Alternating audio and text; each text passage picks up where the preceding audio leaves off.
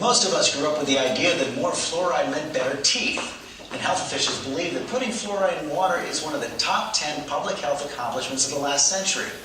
But new studies now say that too much fluoride is damaging teeth of more than 1 in 3 teens. So for the first time in nearly 50 years, the federal government is reversing course and recommending less fluoride in water. Here's Ron Claiborne.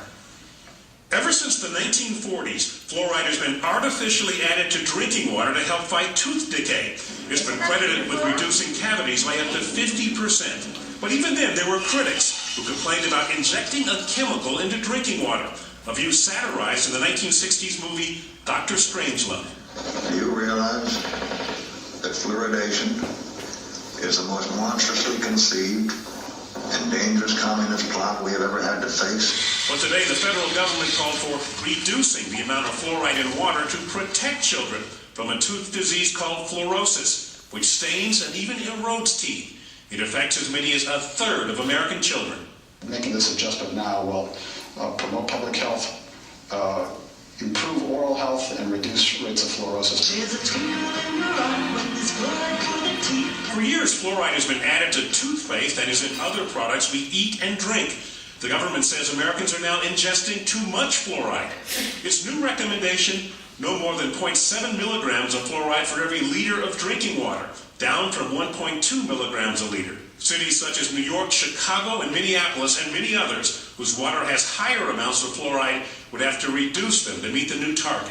Dr. Griffin Cole of Austin, Texas, says he has treated some severe cases of fluorosis in children.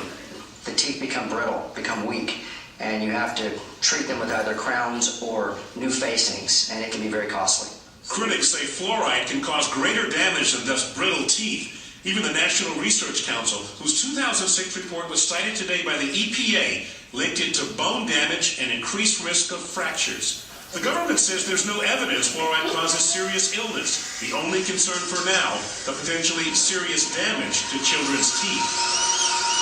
And the president of the American Academy of Pediatric Dentistry says parents need to be especially vigilant about all the ways that children can ingest fluoride, including swallowing toothpaste. His advice, give them only a pea-sized amount on the toothbrush to make it much less likely they will end up eating a big glob of toothpaste with fluoride on it. So don't overdo that rinse either. And don't overdo